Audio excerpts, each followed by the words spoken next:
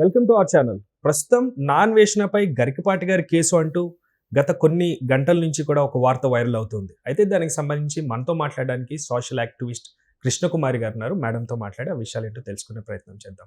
నమస్తే అండి. So non వేషణ గారు పైన గరికపాటి గారు కేసు పెడుతున్నారు అన్నట్టుగా వార్తలు వినిపిస్తున్నాయి.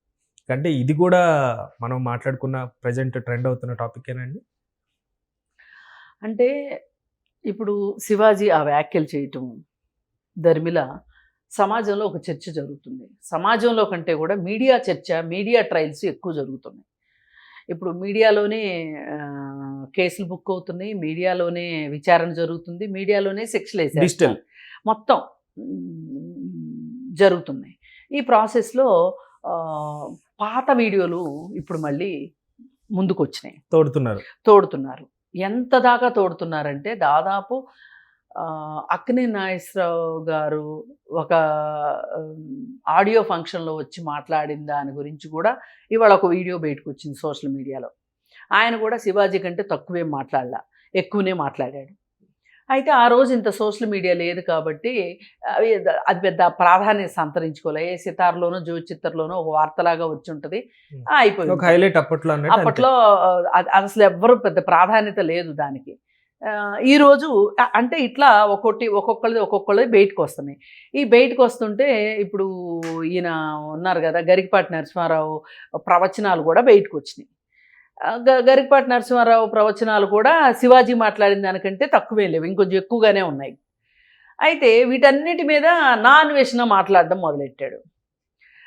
ఇప్పుడు వీళ్ళందరినీ చూస్తుంటే నాకేమనిపిస్తుందంటే అవి ఇడిచేసినోడు పేకాడుతుంటే అంతకంటే ఇడిచేసినోడు వచ్చి ముక్కలేసాడు అన్నట్టు ఉంది ఈ ముగ్గురు విషయం మాట్లాడుతుంటే. ఆయన ఎంత విద్వంత ఉన్న ఆయనైనా పర్వాలేదు, గరికపాటి నరసింహారావు గారు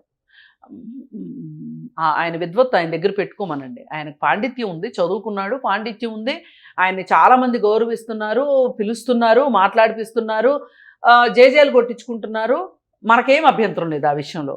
కానీ మనకు అభ్యంతరం ఏంటి అంటే ఆయన మాట్లాడిన కొన్ని ప్రవచనాల్లో ఆడపిల్లల పట్ల ఆయన చేసిన కామెంట్స్ కావచ్చు, అలాగే మగపిల్లలకి ఉన్న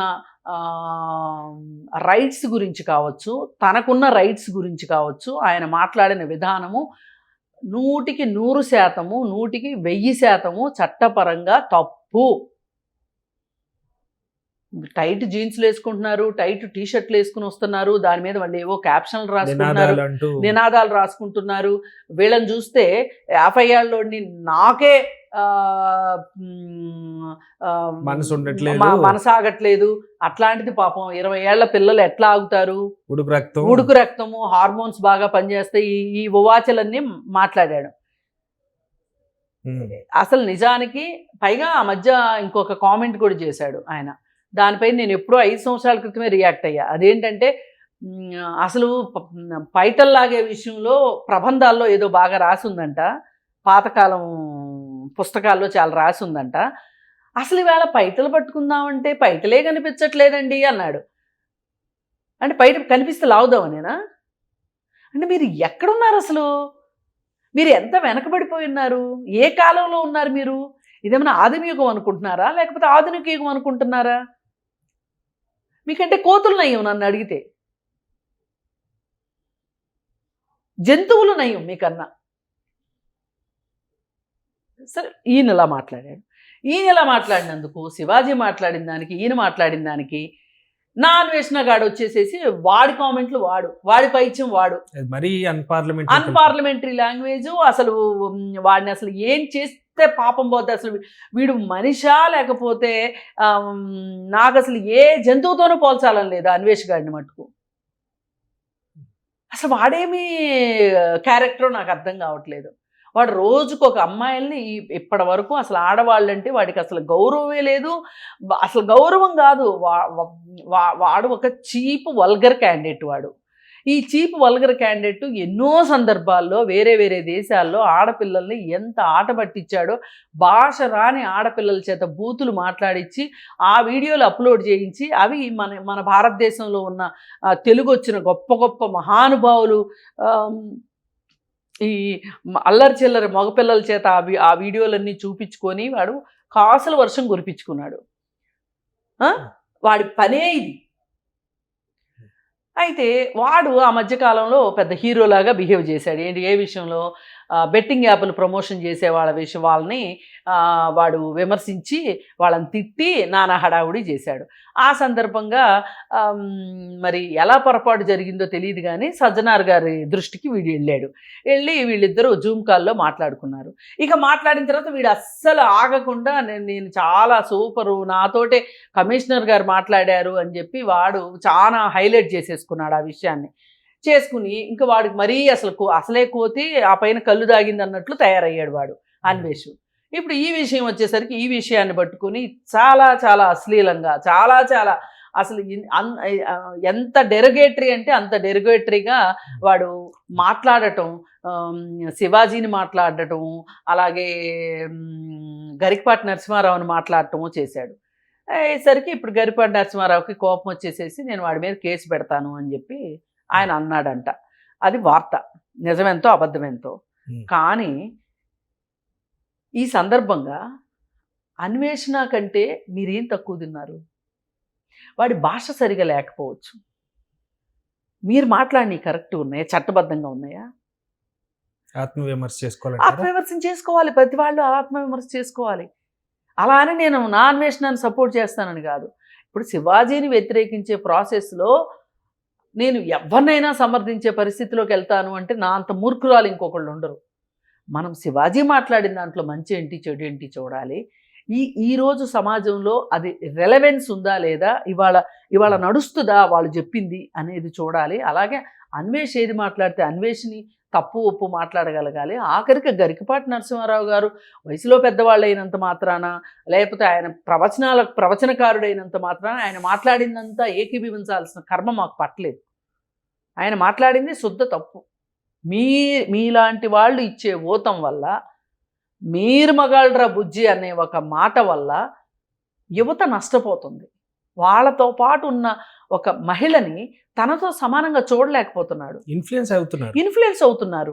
ఈ ఇన్ఫ్లుయెన్స్ మంచిది కాదు కదా. మీరు ఏదైతే బట్టల వల్ల ఇన్ఫ్లుయెన్స్ జరుగుతుంది అని చెప్తున్నారో ఈ ఇన్ఫ్లుయెన్స్ కూడా మంచిది కాదు కదా. మరి ఆ ఇన్ఫ్లుయెన్స్ గురించి మీరు మాట్లాడుతున్నారు. మీరు ఇచ్చే ఇన్ఫ్లుయెన్స్ ఏంటి సొసైటీలో? మీరు చెప్పండి అబ్బాయిలకి. మీరు నలుగురితో మాట్లాడగలిగిన వ్యక్తులు, మీకు చాలా పబ్లిసిటీ ఉంది, మీకు చాలా ప్లాట్ఫామ్స్ ఉన్నాయి కాబట్టి సభ్యులు కదండి, మీరు మాట్లాడండి. ఈ కాలంలో ఇంకా మనం పురాణాలు మనవే జాగ్రత్తగా పెట్టుకుందాం, వాటి సారాన్ని తీసుకుందాం, వాటిలో మంచి ఉంటే గ్రహిద్దాం. అలాగే ఈరోజు సమాజానికి ఏం ఉపయోగపడుతుందో తీసుకుందాం, అంతవరకే. కానీ తూచా తప్పకుండా అవే నేను ఇప్పుడు ఫాలో అవుతాను అంటే ఇబ్బందుల్లో పడతారు. ఇప్పుడు శ్రీకృష్ణుడు చెలికత్తల్ని ఏడిపించటానికి వాళ్ళు నీళ్ళల్లో దిగినప్పుడు వాళ్ళ బట్టలు తీసుకెళ్ళి చెట్టు మీద కూర్చున్నాడు. ఇవాళ చేస్తే ఊరుకుంటారా? ఎంత పెద్ద కేసు అవుతుంది అది. లైఫ్ కూడా మర్చిపోవచ్చు అంతే. ఎంత పెద్ద కేసు అవుతుంది అంటే దీని అర్థం ఏంటి? ఆ రోజు ఆ కాలంలో అది నిజంగా జరిగిందో జరగలేదో పురాణమో ఏమో తెలియదు, అది ఆ కాలంది. ఈ కాలంలో మనం ఎలా ఉండాలి? కథ అనేది మనం ఆలోచించేటట్లు చెయ్యాలి. ఏంటి కాదండి, ఇప్పుడు ఆనాటి సమాజానికి, ఆ రోజు సమాజంలో ఉన్న విలువలకి, ఆ రోజు చట్టాలంటూ ఉంటే అఫ్ కోర్స్ ఆ చట్టాలకి అన్వయించుకుంటే అప్పుడు సరిపోతుంది. ఈరోజు సరిపెట్టుకోలేం కదా. ఇప్పుడు బాల్య వివాహాలు ఉన్నాయి. ఒకప్పుడు బాల్య వివాహాలు చేసేవాళ్ళు చట్టాలు లేకముందు. చట్టాలు వచ్చాక కూడా చేస్తాము అంటే మా అమ్మాయి మా ఇష్టం అంటే కుదరదు. నా భార్య నేను కొడతాను అంటే గృహహింస అవుతుంది. నా కూతురు నేను 15 ఏళ్ళకి పెళ్లి చేస్తానంటే బాల్య వివాహ నిరోధక చట్టం కింద కేసు అవుతుంది. ఒక అమ్మాయిని 30 సెకండ్ల పాటు తేరిపారు చూస్తే నిర్భయ సెక్షన్ కింద కేసు అవుతుంది. లేదు ఒక అమ్మాయిని వెంటబడి ఏమన్నా అనరాని మాటలంటేనో లేకపోతే ఏం చేసినా సరే 354 కింద ABCD కింద కేసు బుక్ చేస్తారు. మనం ఈ కాలంలో ఉన్నాం. ఇవాళ ఈ కాలం ప్రకారం మనం నడుచుకోవాల్సిందే తప్పితే దీనికి వేరే వాళ్ళు కారణమయ్యారు, నా మనసు మార్చేశారు, నా మనసు విరిచేశారు అంటే కుదరదు. ఇదే పాయింట్ ఇంకొకటి మంచిగా తీసుకోవాలంటే గతంలో బట్టలే లేదు మనకి, ఆ, ఇప్పుడు వేసుకుంటున్నాం. వేసుకుంటున్నాగా. అదే అంశం మంచి చెడులు ఎందుకు చూడట్లేదు ఎందుకు అనేది మీ చూడచ్చు? పాయింట్. ఎస్, అంతే, మంచి మాట చెప్పారు. ఒకప్పుడు మనకి సంస్కృతి సంస్కృతి లేని రోజుల్లో, మనం ఆదిమ కాలంలో ఆదిమవాసులుగా ఉన్నప్పుడు బట్టలు లేకుండా ఉన్నాం. ఆ తర్వాత ఆకులు అలములు కట్టుకున్నాం. ఆ తర్వాత బట్టలు వచ్చినాయి. ఆ తర్వాత ఇంకేయో వచ్చినాయి. ఆ తర్వాత ఇంకేయో వచ్చినాయి. ఓ దేశ విదేశాల ఎక్స్చేంజ్ జరిగింది. ఇవాళ మనం వేసుకునే బట్టలు మన దేశానియే కాదు. ఇప్పుడు బుద్ధి వచ్చింది, సిగ్గు తెలిసింది, చేసుకున్నాం. ఇప్పుడు అవే రెండు పోతున్నాయి అంటున్నారా? అంతేగా మరి, మనిషికి మీకు మీకు ఇది అర్థం కావాలి కదా. అందుకని చెప్పి ఇవాళ నేర్చుకోవాల్సింది ఏంటంటే, నా అన్వేషణలాగా విచ్చలవిడిగా మాట్లాడినా కుదరదు. అతన్ని ఖచ్చితంగా అరెస్ట్ చేయవలసిందే. కాకపోతే ఈ నా అన్వేషణ గురించి ఈ గరికపాటి నరసింహారావు గారు ఎంతవరకు మాట్లాడొచ్చు అనేది కూడా ఆలోచించాల్సిన విషయం. ఎందుకంటే ఇప్పుడు ఆయన మాట్లాడిన కామెంట్లు కూడా చర్చనీయాంశం అవుతున్నాయి ఇవాళ.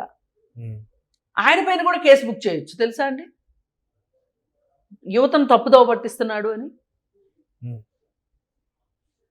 అందుకోసం ఏంటి అంటే, ఇవాళ ఎవరైనా సరే నలుగురిలో మాట్లాడగలిగిన వాళ్ళు నలుగురిలో మాట్లాడేటప్పుడు కొంచెం బుర్ర బుద్ధి ఒళ్ళు దగ్గర పెట్టుకుని మాట్లాడాలి. అలా కాకుండా మన ఇంట్లో మన డ్రాయింగ్ రూమ్లో మనం పిచ్చాపాటి ఏం మాట్లాడుకున్నా పర్వాలేదు అనుకుంటే మాట్లాడుకోండి. కానీ అప్పుడు కూడా పరిమితులు ఉంటాయి. ఎందుకంటే మన పక్కన మన పిల్లలు ఉంటారు, పిల్లలు ఎవరైనా ఉంటారు. అక్కడ దాకెందుకు, నాకు ఇవాళ పొద్దున నా అన్వేషణ వీడియోలు ఒక అమ్మాయి పంపించింది. మేడం చూడండి ఇంత దారుణంగా మాట్లాడాడు, దీని గురించి మీరు మాట్లాడాలి మేడం అని చెప్పి పంపించింది. నేను అవి ఓపెన్ చేసి అసలు ఆడు ఏం మాట్లాడాడో తెలియాలిగా విమర్శించాలంటే, అందుకని ఏంటంటే మా ఇంట్లో పనిచేసే నా డొమెస్టిక్ హెల్పరు, ఏంటమ్మా ఇలాంటివి వింటున్నారు మీరు అని అడిగింది నన్ను. అమ్మాయికి నేను అర్థమయ్యేటట్లు చెప్పా. లేకపోతే అమ్మగారు బూతు వీడియోలు చూస్తుందని అనుకున్న ఆశ్చర్యపోకర్లా. మీ ముందు అనకపోయినా ఎక్కడో చోట ఆమెకున్న సన్నిహితం ప్రకారం ఎవరితో మాట్లాడతారు కదా. అసలు అన్నీ అడిగేసింది. అడిగేస్తే నేను చెప్పాను ఇట్లా ఇట్లా అని. అడగలేదు అనుకోండి, అమ్మగారు ఏంటో ఈ మధ్య కొత్తగా ఇట్లాంటివి నేర్చుకుంది, ఇట్లాంటివి చూస్తుంది అంటే నా పరువు ఏం కావాలా? అట్లుంది అన్వేషణ అది. అందుకోసం ఏంటంటే అన్వేషణ లాంటి వాళ్ళు అద్దు పొద్దు లేకుండా పట్టపగ్గాలు లేకుండా మాట్లాడటం అనేది కుదరదు. ఇప్పుడు ఒక మాటలో చెప్పాలంటే తాడు తెంపుకున్న ఆంబోతులాగా ఉన్నాడు వాడు. అసలు నాకు జంతువులతో పోల్చడం కూడా నాకు ఇష్టం లేదు. వాడు ఒక ఏలియన్స్ లాంటి వాడు, లేకపోతే ఏంటో వేరే వేరే గ్రహాంతర జీవి అనుకోవాల్సిందే తప్పితే వాడు మనుషుల్లో మనిషి కాదు. ఇప్పుడు ఈ మనుషుల్లో మనిషి కాదు అనేవాడు కూడా వీళ్ళు మాట్లాడిన మాటలను ఉపయోగపెట్టుకున్నాడు అంటే చూడండి అందరూ ఎంత ఈ విషయాన్ని ఎంత వాడుకుంటున్నారో చూడండి. వాళ్ళ పాపులారిటీకి కావచ్చు, మీడియా ఛానల్స్ వాళ్ళ రేటింగ్స్ కోసం కావచ్చు. కానీ ఫైనల్కి చేసేది ఏంటి అంటే, మీరు మాట్లాడిన దానివల్ల అన్వేషణ గాడు వీడియో వింటేనేమో బూతులు నేర్చుకుంటారు, వీళ్ళ వీడియోలు వింటేనేమో ఆడపిల్లలను అల్లరిపెట్టి కేసులు అవుతాయి. అందుకని మీరందరూ అందరే బాబు అని చెప్పాలనేది నా ఉద్దేశం. థ్యాంక్ యూ అండి. Thank you so much madam.